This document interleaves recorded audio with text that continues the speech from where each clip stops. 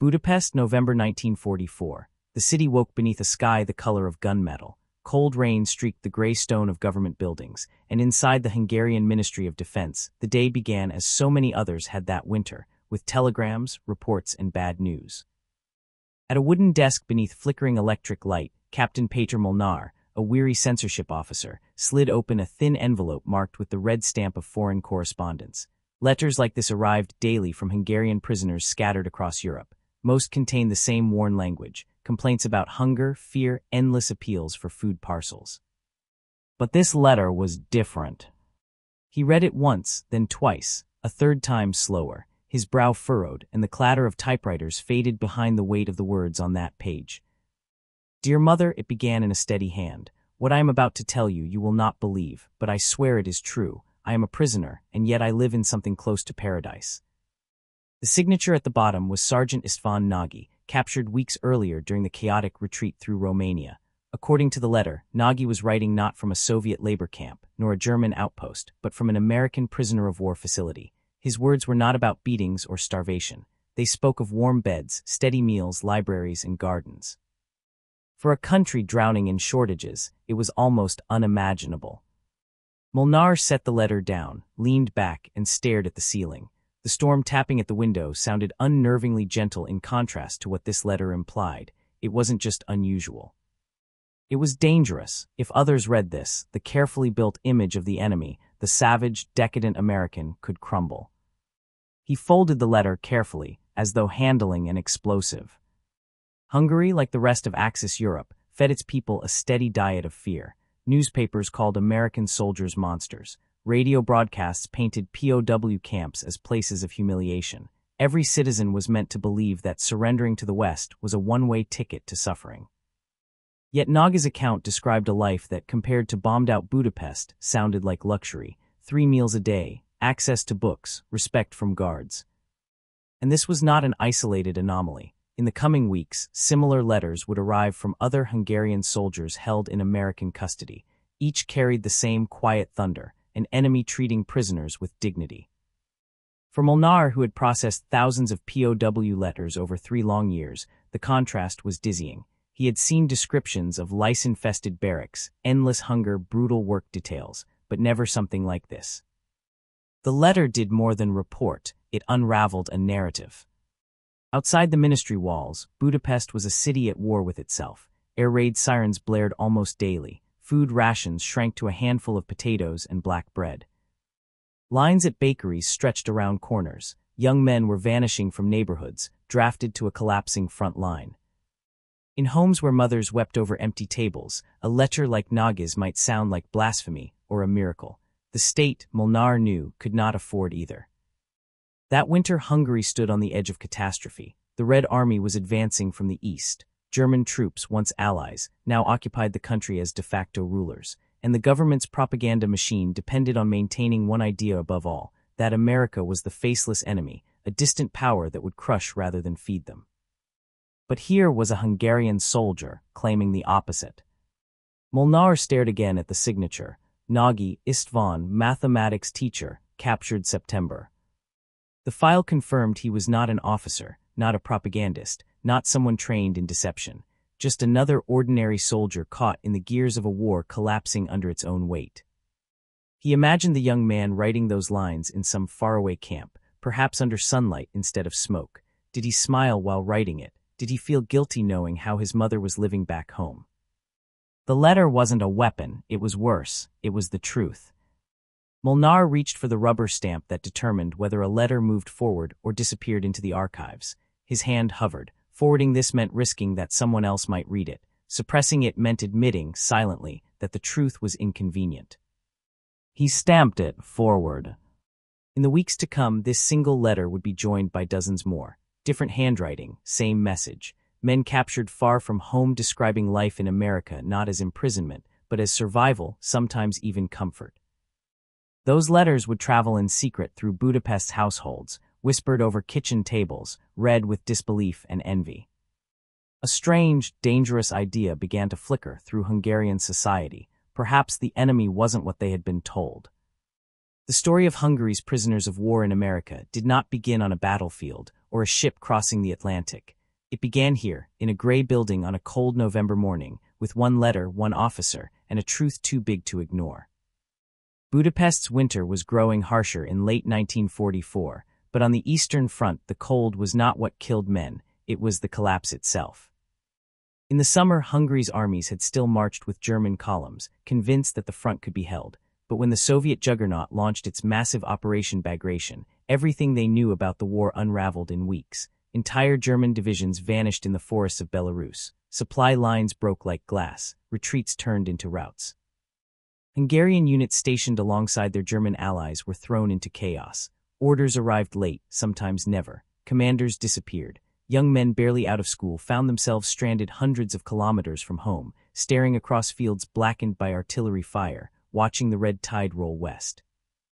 They understood the Soviet reputation. Everyone did. Prisoners captured by the Red Army often didn't return. Those who did came back silent and thin as shadows. Rumors spoke of Siberian camps, of men working themselves to death in snowbound wastelands. For a Hungarian conscript, being taken east was a slow death sentence.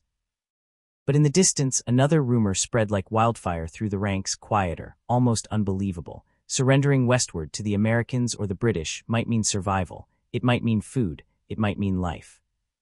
On the front, panic had its own sound. Boots on frozen ground, men whispering plans in the dark. Officers insisting on holding lines that no longer existed. The Hungarian army, tied tightly to Germany's failing war, had no grand strategy left, only fragments. In shattered villages across Romania, they saw signs of the shifting power. Soviet units were not just advancing, they were consuming everything in their path. Men who hesitated to retreat simply disappeared. Trains meant for evacuation were overrun or destroyed. Supply convoys burned in the mud. For 19-year-old Private Joseph Kovacs, the moment of decision came outside a ruined railway station near Targu Mures. A Soviet artillery barrage ripped through the tracks. When the smoke cleared, his unit was scattered. No officers, no orders, only the sound of boots in the distance. He could stay, fight, and die, or run west. Somewhere beyond that horizon, word said, the Americans were advancing too, and they treated prisoners differently. For most Hungarian soldiers, this choice wasn't patriotic. It wasn't even political. It was survival. Surrendering to the Americans was not about betrayal of Hungary. It was about avoiding the nightmare of the gulags. Captured men passed stories between units like smuggled currency. An Austrian deserter claimed he'd seen POWs given blankets. A Romanian soldier said he'd heard about clean camps, real food, treatment according to the Geneva Convention. No one knew what the Geneva Convention truly meant, but it sounded a world away from what they feared. By the late summer of 1944, small groups began making the dangerous trek westward, slipping through forests and broken roads, dodging both Soviet patrols and German checkpoints. Surrendering to the Western Allies wasn't easy. It required crossing collapsing front lines and the courage to admit that the war they'd been ordered to fight was already lost. The Hungarian High Command tried to hide the reality. Propaganda posters still spoke of a heroic final stand. Officers told their men that the Soviets would show mercy, that reports of atrocities were enemy lies. But soldiers trusted each other more than speeches. They'd seen what happened to those who fell into Soviet hands. Even German troops were trying to escape west. In a war built on loyalty and fear, men were quietly turning their backs on the Eastern Front. And so began a quiet migration of the defeated, not the triumphant marches that propaganda imagined, but small, frightened bands of soldiers walking through mud and snow, searching not for victory, but for someone else's surrender line. It was in this atmosphere that Sergeant István Nagy made his own decision. A mathematics teacher before the war, he had no illusions left about strategy or glory. His unit, shattered near Cluj, had received no rations for days. Soviet artillery rolled ever closer, and somewhere beyond those hills, someone whispered a single word: Americans. No songs were sung when they laid down their weapons. No flag of truce waved proudly in the wind. Just a group of exhausted young men with empty hands, hoping that rumors were true. They didn't know it yet, but this decision, this quiet act of surrender, would take them across an ocean, not to the Siberian permafrost, but to camps in Mississippi and Texas. They expected hardship. They braced for punishment. What they found instead would shake everything they believed about their enemies. The collapse of the Eastern Front was more than a military disaster. It was the moment thousands of Hungarian soldiers stopped fighting a war they no longer believed in and began a journey they could never have imagined. The journey began not with fanfare, but with chains clinking in the cold. By the autumn of 1944, Hungarian prisoners who had chosen surrender to the Western Allies were herded toward collection points in southern Europe. They expected camps somewhere in Italy, maybe France, temporary holding before the war found them again. None of them imagined crossing an ocean. When the trucks rolled up to the port of Naples, the sight stunned them. Colossal American transport ships, converted passenger liners, their gray hulls towering over the docks. For most of these young men, the farthest they'd ever traveled was to the next town. Now they were being marched aboard vessels bound for a land they had only heard about in radio speeches and propaganda nightmares. They boarded under the watchful eyes of American guards, but what surprised them immediately was the absence of cruelty. No blows, no shouting, no humiliation. The process was organized, efficient, almost clinical. A medic examined them. A translator explained basic rules. Then they were shown to narrow bunks deep inside the ship's belly. For the first time in weeks, some of them slept on actual mattresses. On the open Atlantic, the reality of their situation began to sink in. These men, who had been soldiers in a collapsing army, were now cargo crossing to a new world. But what unsettled many wasn't fear, it was the kindness. Each day brought regular meals, warm food, fresh bread, a thin slice of meat, soup that didn't taste like mud, even coffee, bitter and alien but hot. They had expected starvation rations, maybe beatings. Instead, they were being fed like human beings. Sergeant Istvan Nagy lay awake one night listening to the hum of the engines. The war on the continent was still raging. Yet on that ship, far from the crumbling front, there was an uncanny calm. The Americans didn't curse at them. They didn't spit. They treated them like prisoners, yes, but not like animals. And for men raised on years of propaganda, that was more unsettling than hatred. The voyage stretched for weeks. The North Atlantic was restless that season, and some prisoners spent nights curled against steel bulkheads, seasick and silent. But even then, medical staff checked on them, offering water, tablets, clean bandages. For young Private Joseph Kovacs, it was the first time anyone had ever given him medicine without suspicion or scorn. "They treat us better than our own officers," someone whispered in the darkness of the bunk room. No one argued. Every few days they were allowed on deck for short intervals. Cold wind bit their faces as they looked at the endless horizon, no front lines, no barbed wire, just water. Some found the immensity of it terrifying. Others felt, for the first time since the war began, something they hadn't expected: safety. When the coastline finally appeared through the fog, many of them thought it was a trick. They had crossed into a world their officers had sworn would crush them. The docks of New York Harbor bustled with cranes and soldiers in strange, towering buildings.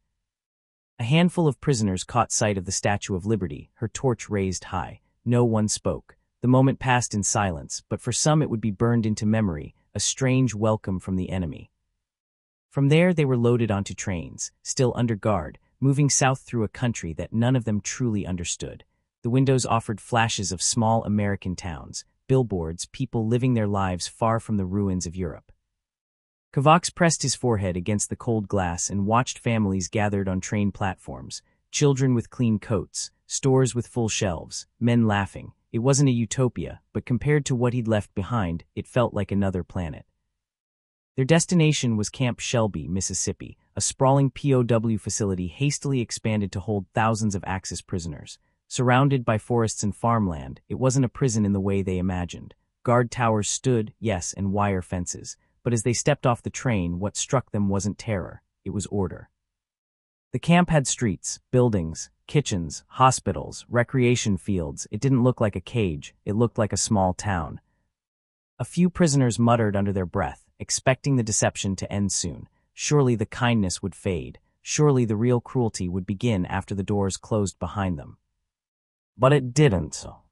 On their first night after processing and medical checks, the Hungarian prisoners were issued uniforms, blankets, and food trays with steaming meals. Some ate cautiously, waiting for the trick. Others devoured everything, tears streaking faces still hardened by months of war. Nagy lay in his bunk that night, listening to a distant radio playing some American song he couldn't understand. The barracks were warm. The hunger that had become a constant shadow in his life was, for the first time, quiet. He didn't trust it, not yet, but it was real. What he couldn't know then was that this was only the beginning. These camps were not designed to break them down. They were designed to hold them, and in holding them, they would change them. In the days ahead, word would filter back to Hungary through censored letters like the one that had landed on Captain Molnar's desk.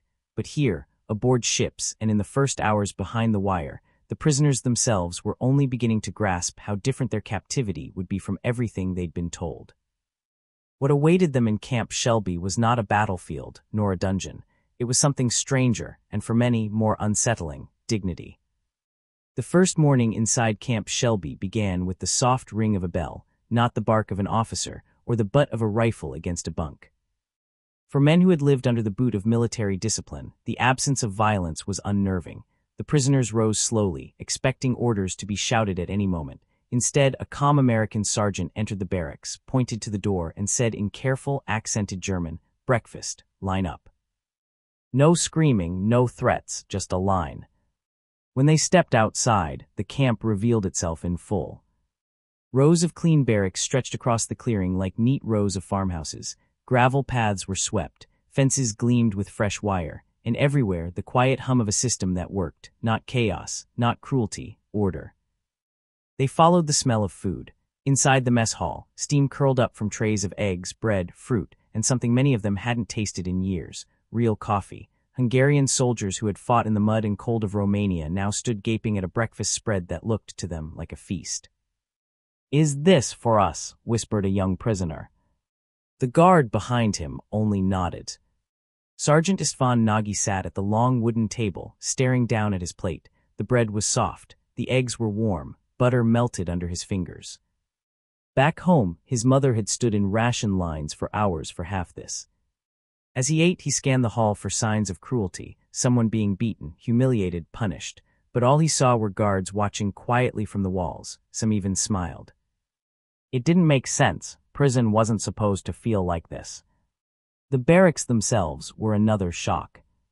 Wooden floors, stoves in the center for warmth, mattresses with clean sheets, ventilation. They had been warned for years that capture by Americans meant starvation, forced labor, and torture. Instead, the camp felt more organized than most Hungarian military bases.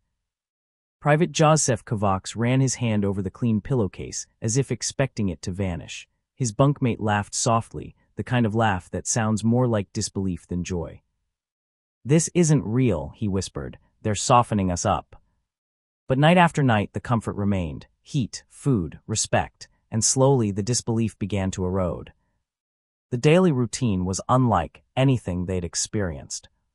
The morning started with breakfast, then roll call, calm, efficient, free of the usual screaming. Prisoners were given time for hygiene and basic chores. After that, they were offered choices: language classes, sports, library time, even basic work programs if they wanted to earn extra camp credit. It wasn't freedom, but it wasn't hell either. When Nagy walked past the camp library for the first time, he froze. Inside, behind a wire mesh, stood rows of books in multiple languages: German, Hungarian, English. Men sat reading like university students. He'd expected prison walls. He found shelves of literature. The sports fields became another revelation. American soldiers had turned open land into soccer fields, volleyball courts, even spaces where prisoners could run or train. For young men who had spent months in trenches and forced marches, the simple act of kicking a ball under the sun felt almost indecent. Kovacs played barefoot that first week, laughing like he hadn't since childhood. For a brief moment, the war was far away. Even the guards behaved differently than expected. They were alert, yes, rifles at their shoulders, but not cruel. They didn't mock the prisoners' accents. They didn't shove or spit. Some even tried broken German to make conversation. For soldiers raised on propaganda depicting Americans as monsters, this quiet decency was more disorienting than any bullet. Medical care was another shock. Many prisoners arrived with untreated wounds, infections, or illnesses they had carried for months. The American infirmary accepted them without question: antibiotics, bandages, proper beds. Nagy, who had suffered from a shrapnel injury in his leg, was stunned when an American nurse knelt beside his cot, checking the wound with the same care she would give to one of her own. No lectures, no cruelty, just quiet professionalism. Within weeks, infections cleared, coughs faded. Men who had assumed they'd limp for life began to walk without pain. But perhaps the most profound transformation came from something simple: dignity. In their own army, rank dictated everything. Officers barked, privates obeyed. In Camp Shelby, while structure remained, brutality was absent. The Americans didn't care whether someone had been a colonel or a farm boy. They cared whether you followed the rules. This flattening of hierarchy unsettled many at first. For others, it was liberating. Kovacs, a peasant boy who had never been addressed without scorn by an officer, found himself standing next to a former major at soccer practice, both of them laughing at a missed kick. That would have been unthinkable in Hungary. Word of this paradise behind wire began to travel home. Letters, carefully censored but still revealing, slipped through the postal system. Prisoners wrote to their mothers, wives, and friends about warm beds, clean food, books, and kind treatment. Some officers tried to downplay it, calling it propaganda, but the letters kept coming. And each one told the same story. Hungarian soldiers who had surrendered expecting suffering were living better than many civilians back home. At night the barracks hummed softly. Some prisoners read under dim lights. Others whispered about what they'd seen, the books, the food, the strange American way of treating prisoners as human beings. Nagy often sat by the stove, listening. His initial distrust hadn't vanished, but something inside him was shifting. The enemy was not what he'd been told, and that simple realization was more dangerous to the Hungarian war machine than any weapon. Behind barbed wire, a quiet revolution had begun, not of armies, but of ideas. The camp bell rang just after dawn, not as a command, but as a rhythm. By their second month in Camp Shelby, the Hungarian prisoners had learned that life behind American barbed wire operated with a kind of calm precision they had never known in war. The mornings began not with threats, but with a choice: rise, eat, participate, or don't. It wasn't freedom, but it was a world away from the brutal regimentation they had left behind. Breakfast was a familiar ritual now. Long tables, clattering trays, the smell of eggs, bread, and strong coffee. It still startled some of the older soldiers how abundant it was, not lavish, but steady, dependable enough, and that consistency was its own form of power. Sergeant Istvan Nagy, once suspicious of everything the guards did, now lined up with quiet acceptance. It wasn't trust, not yet, but it was something close to comfort. After roll call came the day's fork in the road. Every morning, prisoners could sign up for voluntary work details, farm crews, construction units, forestry or factory shifts, or attend language and technical classes. Others could simply read, play soccer, or write letters. This voluntary structure bewildered them at first. Work without coercion felt like a trap. But the first men who tried it came back at sunset not beaten, but tired in the good way, fed, paid in camp credits, and oddly proud. Private Josef Kovacs was among them. A farm boy from the great Hungarian plain, he volunteered for agricultural work outside the wire, half expecting a trick. Instead, he found himself on an American farm in Mississippi, planting and harvesting under the supervision of Tom Johnson, a farmer whose own son was fighting in the Pacific. Johnson didn't treat him like a prisoner. He treated him like a hired hand. When Kovacs fumbled with a new machine, the farmer didn't shout. He taught. By the time Kovacs returned to camp that night, hands sore but heart steady, something fundamental in his understanding of the enemy had shifted. Inside the camp, education became the other quiet battlefield. The Americans had set up language courses, technical workshops, and even lectures on democratic institutions. Prisoners were allowed to sign up if they wished. At first, only a handful did, mostly educated men like Nagy, curious but cautious. But word spread quickly. The classes were real. Grammar, history, mechanics, not propaganda. Books circulated through the camp's modest library, their pages worn from hands that had once held rifles. Dictionaries, novels, even translated volumes of American law and history. For men who had grown up in villages where books were rare treasures, this was intoxicating. In the evenings, groups of prisoners sat beneath weak lights practicing English phrases or arguing about ideas they'd never dared to question before. Perhaps the most radical element of Camp Shelby life was its self-governance. Under the Geneva Convention, prisoners could elect representatives to mediate between them and camp authorities. The Americans encouraged this, not because they had to, but because they believed in it. For Hungarian soldiers, most of whom had lived under an authoritarian system, the notion of voting on anything inside a prison camp was unthinkable. But elections were held, ballots counted, and representatives chosen. These men organized schedules, resolved disputes, and worked with camp officers on camp improvements. It was messy at first, arguments, accusations, unfamiliar procedures, but gradually structure emerged. For many of them, this was their first taste of participatory decision-making, and it left a deeper mark than any ration or soccer match. Meanwhile, medical care continued to astonish. American infirmaries inside the camp didn't distinguish between prisoner and guard when it came to treatment. If someone was ill, they were treated. If someone was injured, they were bandaged. Nagy, whose leg wound had nearly ended his service, was given regular physiotherapy. "We treat the man, not the uniform," one nurse told him slowly in broken German. That simple phrase, spoken without malice or performance, carried more weight than most speeches. As weeks turned into months, the psychological shift among the prisoners deepened. They had arrived expecting brutality and starvation. Instead, they lived in clean barracks, ate regularly, worked voluntarily, and were treated with something they'd almost forgotten how to expect: respect. Propaganda back home had painted America as a cruel capitalist monster, but here, the monster was teaching them how to read English, paying them for their labor, and letting them play soccer in the afternoons. Of course, it wasn't paradise. Fences still stood, armed guards patrolled, freedom was an illusion and every man there knew it. Some remained bitter, refusing to let their guard down. Others counted the days, desperate to return home, even to a war-torn Hungary. But for most, something quieter was happening. They were beginning to think, to compare. If this was the enemy, what did that say about everything they'd been told? Evenings were the clearest mirror of this change. Letters home were now filled not with pleas for food, but with descriptions. "The camp is clean. They treat us decently. We eat better here than at home." These letters, though censored, carried enough truth to unsettle the Hungarian government. Nagy, who had once written in fear, now wrote with a quiet defiance. He described classes, books, and the way Americans didn't care about rank. He told his mother about warm bread and cold milk, luxuries she hadn't tasted in years. Kovacs wrote too, though more simply, "Mother, they treat me like a man here." What Camp Shelby created was not just a prisoner camp, it was a laboratory of contrasts. Every humane interaction, every class, every voluntary work shift chipped away at the image these men had of their enemy. The United States wasn't fighting them here, it was showing them something, not through speeches, but through structure.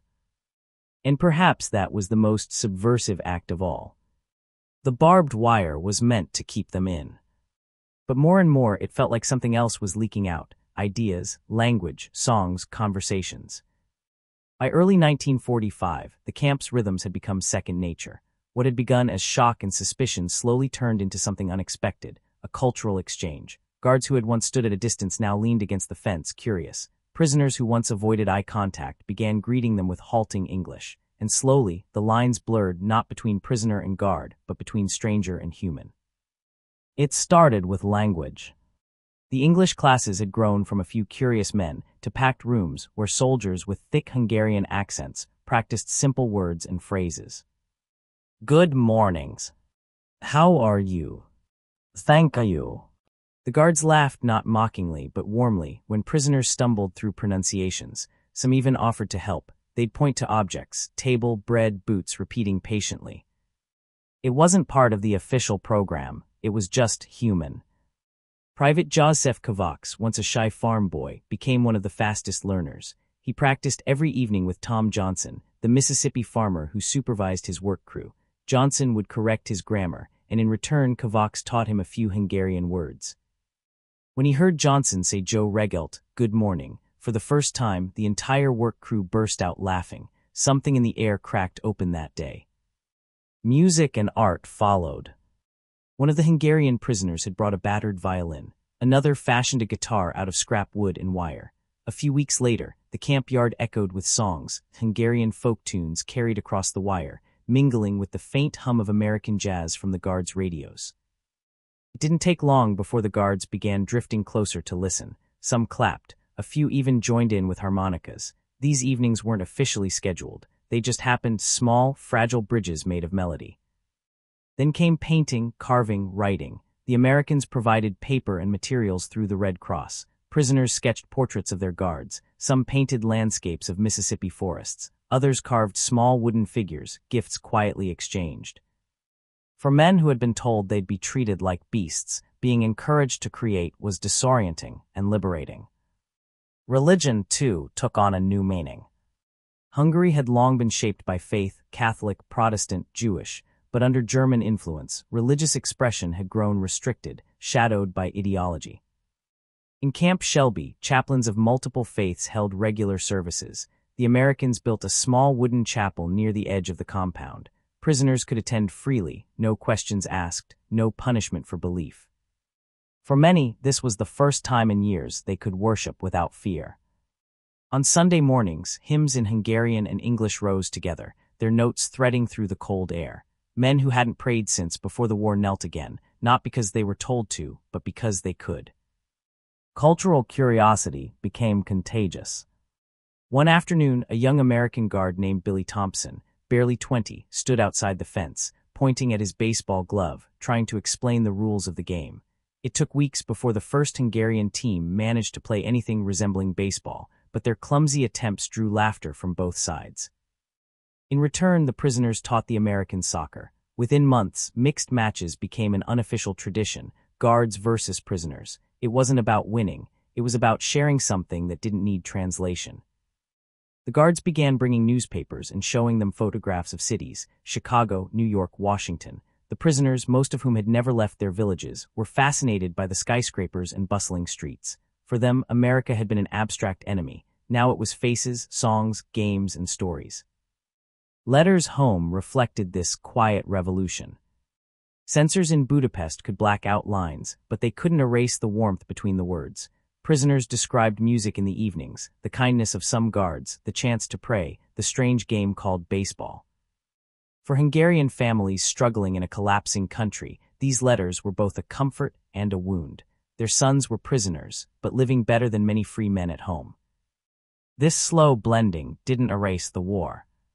The guards still carried rifles, orders still separated the two sides, but the distance between them was no longer made of hatred, it was made of circumstance. When Kovacs fell and injured his hand on a work site, Tom Johnson drove him personally to the infirmary. When Billy Thompson's mother sent homemade cookies, he shared them with the Hungarian soccer team. When a guard lost a brother in the Pacific, several prisoners, men who had worn enemy uniforms, offered quiet condolences. These were not gestures born of treaties or commands. They were gestures born of being human in a war that had tried to make everyone something less. For many prisoners, these experiences were unsettling in a new way. Their officers had drilled into them that Americans were heartless, decadent, weak. Yet here they were, listening to folk music with the enemy, learning his language, seeing his society through everyday kindness. Nagy, once skeptical of everything, found himself translating for fellow prisoners in meetings with guards. It wasn't a position of power, but it was a bridge, and in those moments he caught himself wondering what would happen when he returned home. How could he explain this? The camp's democratic structure deepened the shift. Elected prisoner representatives could request changes, submit complaints, and suggest activities. Sometimes the Americans listened, sometimes they didn't, but the fact that they could speak, that their words mattered at all, was radical. Nagy had spent his life under systems where orders came from the top and obedience was survival. Here, even inside a prison, there was a voice, and that idea, small, quiet, dangerous, began to root itself in the minds of many. Transformation was never loud here. It wasn't dramatic speeches or mass conversions. It was soft. It happened in stolen songs, shared jokes, language exchanges, prayers in wooden chapels. It happened when an American sergeant learned to say "Kursernerm," thank you, and meant it. It was the moment prisoners realized their enemy was capable not just of power, but of decency. And once that realization settled in, the world they had been raised to believe in began to crack. The news didn't arrive with sirens or speeches. It came in fragments, whispered in the mess hall, murmured near the fences, half heard through the crackling of a guard's radio. The war in Europe was ending. For months, Camp Shelby had felt like a strange, detached island far from the artillery, the mud, the relentless march of armies. Now, in the spring of 1945, the front had shifted not just on maps, but inside the minds of the men behind the wire. And for the first time in a long time, they felt something unexpected: fear. For Private Joseph Kovacs, the news didn't sound like victory, it sounded like the closing of a door. He had built a fragile sense of safety here. The steady meals, the work on Tom Johnson's farm, the soccer matches, they had given him something that war had taken away, a rhythm. But with the war's end, the word repatriation began to echo through the camp, and with it came the weight of reality. They weren't going home to the Hungary they had left, they were going home to a Soviet-occupied country. And they all knew what that meant. Sergeant Istvan Nagy received the news in the library, reading the headlines over the shoulder of an American guard. Berlin surrounded, Hitler in hiding, Germany collapsing. The words were supposed to bring relief. Instead, they felt like ice sliding down his spine. He'd seen what the Soviets did to prisoners. Every Hungarian soldier had. If they returned home now, they wouldn't be greeted with parades. They'd be interrogated, monitored, feared. Some might disappear entirely. The paradox was unbearable. Their captivity, the thing they once feared most, had become safer than their freedom. The mood in the camp shifted almost overnight. Where once there had been easy laughter on the soccer fields and music by the barracks, now there was silence. Prisoners still ate their meals, still worked, still went through the motions, but their conversations turned to whispers. Do you think they'll send us back? What if we refuse? What happens if we ask to stay? No one had answers. The Americans didn't threaten them, they didn't gloat, but they made one thing clear. With the war over, repatriation was inevitable. Hungary would want its soldiers back, or more precisely, the Soviets would. Some prisoners tried to be brave. They spoke of returning to rebuild, to help their families, but even their voices shook. They'd heard stories from the East, stories of camps that were nothing like Camp Shelby. Stories where surrender didn't mean clean sheets and warm meals. It meant punishment. It meant being branded collaborators simply for surviving in enemy hands. Kovacs lay awake night after night, staring at the ceiling of the barracks, listening to the quiet breathing of his bunkmates. For the first time since arriving in America, he felt the old dread creeping back into his bones. Nagy, ever the observer, noticed something else. The guards had changed too. They didn't say much, but their faces told the story. Some of them had grown fond of the men they'd watched over. They had shared coffee, games, and stories, and now, sending them back to an uncertain future felt wrong. One evening, Corporal Billy Thompson, the young guard who had once taught prisoners baseball, stopped Nagy outside the library. He reached into his pocket and pulled out a small, folded American flag. "Take it," he said softly. "Just take it." Nagy stared at it, unable to speak. He understood what the gesture meant. Thompson didn't believe this was a happy ending either. As the days shortened toward departure, a strange silence filled the camp. No one celebrated Germany's surrender. No one sang. They packed their few belongings, spare clothes, books, keepsakes carved from wood, dictionaries, letters from home. The irony of it all was crushing. They had survived war only to dread the peace. At the chapel, attendance grew. Men who hadn't prayed in years now knelt in the wooden pews, whispering not for victory but for protection. Kovacs clutched a small cross he'd carved in the early months of his captivity. His hands trembled. Even those who had despised America, when they first arrived now, looked around the camp with something close to longing. The Americans, too, struggled with their own rules. Officers held briefings. They followed Geneva protocols, but behind the official paperwork some tried to ease the prisoners' fears. They explained what to expect: processing, transport, handover. It sounded clean and simple, but everyone knew what waited beyond those checkpoints was anything but. Some guards slipped prisoners small gifts: cigarettes, books, photographs. Thompson gave Nagy not only the flag, but also a folded note, his address, scrawled in messy handwriting: "Write if you can." Departure day came cloaked in a heavy fog. The men marched in silence toward the trains that would take them north to the ports. No guards jeered. No Americans shouted orders. It felt less like a transfer and more like a funeral procession. Kovacs turned back once. The barracks, the fields, the soccer goals, the library, all still standing. He had spent months here, first as a prisoner, then as something else entirely, and now he was leaving behind the only place in the war where he had felt safe. Nagy walked slowly, the small flag tucked beneath his jacket. He wasn't sure if he'd ever see a place like this again. At the dock, the prisoners boarded ships that would carry them back across the Atlantic, but this voyage wasn't like the one that had brought them here. Then they had been scared but curious. Now they were terrified. They were no longer men facing the unknown. They They were men who knew too much, men who understood what they were losing. Some cried quietly as the American shoreline faded behind the mist. Others clutched their keepsakes like lifelines. Kovacs whispered, "I don't want to go." No one answered. On the deck, Nagy leaned against the railing, looking out at the Statue of Liberty, the same figure he'd seen when they arrived, then a symbol of the enemy. Now, it felt like something else entirely. A promise. A ghost. A home he couldn't have.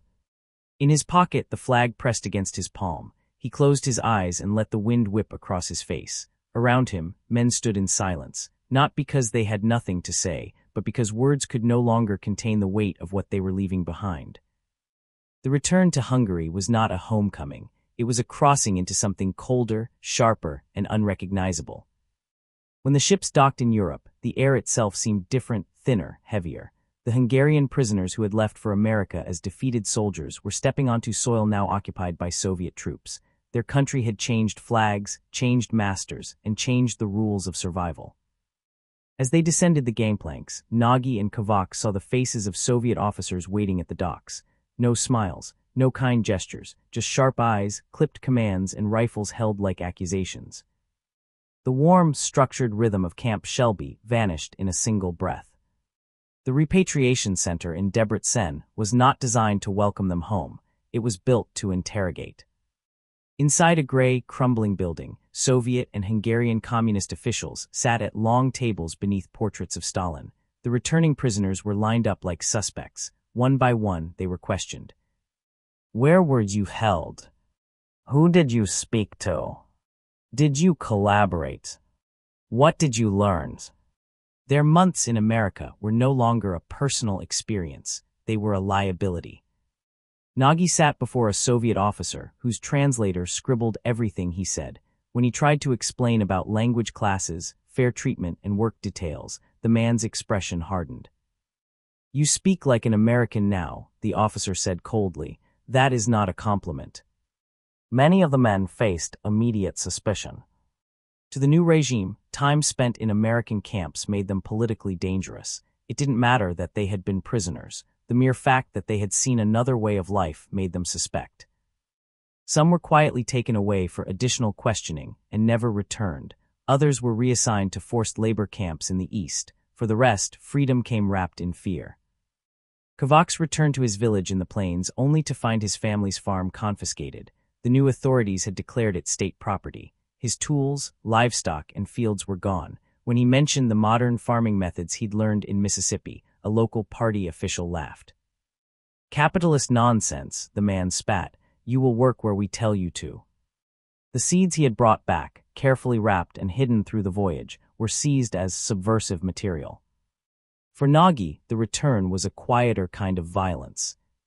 He resumed teaching mathematics at the local school, but the classroom felt like a cell. Every lesson was watched, every word weighed. The education system had become a tool of ideology, not learning.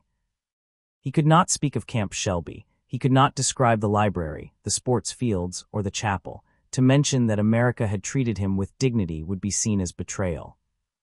Still, he found subtle ways to smuggle ideas into his teaching, encouraging critical thinking, asking students to solve problems in multiple ways, treating them with the respect he had once been shown.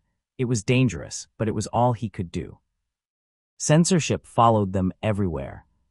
Many tried to write to their American friends. Letters vanished. Some returned unopened with black stamps. Others simply disappeared into the void. The regime feared these men's memories more than their actions. Kovacs received a letter months later, when he hadn't expected to get it all. It was from Tom Johnson, the farmer who taught him new ways to till the soil. The letter had been opened, stamped, and partially blacked out by censors, but one line remained intact. I hope you're safe, friend. He read it under the weak light of a single bulb, and cried for the first time since leaving America. Religion was no refuge either. The small chapel where he had once prayed freely was now a memory. In Soviet-controlled Hungary, faith was something to be hidden, not celebrated. Churches were monitored, priests interrogated. Men who had once knelt openly in Mississippi now whispered prayers behind closed doors. For some, this quiet rebellion was the last piece of Camp Shelby they could keep alive. The psychological adjustment was brutal. The freedoms they had experienced, small, fragile, but real, made the oppression at home cut deeper. Men who had once marched through mud without complaint now found themselves suffocating in silence. Nagy spoke less in public. Kovacs avoided party meetings. They both learned to carry their memories like contraband, hidden behind careful faces. But memory has a way of surviving. By 1946, an underground network of former prisoners had begun to form. They met in apartments, cellars, or quiet corners of cafes. They didn't plot uprisings, they shared stories. They whispered about Camp Shelby, the books, the warmth, the way Americans listened when they spoke. They didn't dare call it paradise, but they all knew what it had been. For men living under Soviet watch, that memory was dangerous and precious. Official propaganda tried to rewrite their experience. State newspapers described American camps as propaganda prisons filled with lies and manipulation. They demanded public statements from returning soldiers condemning their captors. Some, fearing for their families, complied. Others refused. When Kovacs was brought to a local party meeting and asked to read a prepared statement calling the Americans oppressors, he set the paper down and said nothing. The silence cost him work assignments and marked him for surveillance, but he didn't lie. Nagy found quieter forms of defiance. In class, he encouraged students to question problems, to think independently, subtle echoes of the democratic classroom he had glimpsed in captivity. He read American books in secret, passed between former prisoners like contraband. The little flag Billy Thompson had given him remained hidden beneath a floorboard. To the outside world, they were obedient citizens, but inside, they carried something the regime couldn't confiscate. Life went on, but the men who had lived behind American wire were never quite the same. They walked through Soviet Hungary with sharper eyes. They understood what was missing. They knew that the world beyond the Iron Curtain wasn't a myth, it was real. They had lived it. And for an authoritarian regime built on fear and lies, that kind of knowledge was dangerous. The world moved on, but they did not forget. In the gray years after the war, Hungary sank into the iron grip of Soviet control. Streets filled with red banners, slogans, and uniforms that promised equality but carried only fear. People learned to speak softly, to look over their shoulders before finishing a sentence. But for a quiet, scattered group of former POWs, something had survived behind their silence, not just memory, but a small, stubborn sense of another possible life. For Sergeant István Nagy, that survival began in the classroom. He taught mathematics at a state school where every lesson was expected to align with the party's view of the world. But numbers, unlike ideology, did not belong to regimes. In every proof he explained, in every question he encouraged, he smuggled in a lesson that wasn't printed in any Soviet manual. Think for yourself. His students never knew that this simple invitation had been born in a prison camp in Mississippi, where an American sergeant had once spoken to him as an equal. But they felt it. Years later, some would remember him as the teacher who made them curious when the world demanded obedience. For József Kovacs, the quiet resistance took place in the fields. The state had seized his family's land, but he remained on the collective farm as a laborer. It was a bitter arrangement, but when no one was watching, he used techniques he had learned on Tom Johnson's farm: crop rotation, soil management, careful irrigation. The yields rose quietly. The local party men claimed the credit, of course, but a few neighbors noticed, and slowly his methods spread. In a system built on slogans, competence itself became a silent act of rebellion. The former prisoners formed a loose, invisible network. They didn't have leaders or manifestos. They didn't meet with banners or speeches. They simply knew each other. A nod in a crowded tram, a shared book passed hand to hand with its cover replaced. A conversation over beer where no one said America out loud, but everyone understood. They were men who had lived inside the lie and outside it, and that made them dangerous. The state knew it too. Security officers kept files on many of them. Some were called in for routine questioning every year. Others lost promotions, were reassigned to distant towns, or lived with the invisible weight of surveillance. But the regime could not erase their memories. It could only make them quiet. And quiet things have a way of lasting. Nagy's American flag remained hidden under the floorboards of his small apartment. Every few months, on a sleepless night, he would unfold it carefully. The fabric was worn now, but the colors still burned against the dim light. He never showed it to anyone, but it reminded him that the world was bigger than the one party lines allowed. Kovacs kept Tom Johnson's letter in the back of a drawer, its black censor lines slicing through the words. He had memorized what remained. I hope you're safe, friend. When the harvests were good, he liked to imagine Johnson walking the fields of Mississippi, just as he walked his own. Years turned into decades. Hungary changed leaders, party slogans shifted, borders remained closed, but beneath the surface, the old POWs aged with their memories intact. They told their children careful, coded stories at kitchen tables. They spoke not of America directly, but of a place far away where prisoners were treated like people. They never romanticized it, they just told the truth. Some of their children listened, confused. Others understood more than they let on. The regime's control was powerful, but brittle. By the 1960s and 1970s, cracks began to appear. Travelers whispered about the outside world. Smuggled radios hummed with foreign broadcasts. Students quietly dreamed beyond the border fences. And in small ways, the memories of those POWs became part of the underground bloodstream of Hungarian dissent, not through manifestos, but through stories, real, lived stories that contradicted the official lies. When Nagy's former student was arrested years later for distributing illegal pamphlets, the young man's defense was simple. You told me to think for myself. Nagy never said a word in response, but he felt the weight of that truth like a stone in his chest. Not all of them lived to see the wall crack. Many of the POWs who had crossed the Atlantic and back died under quiet, controlled lives. Their stories were buried with them, but some were written down, tucked into diaries, hidden in walls, whispered across generations.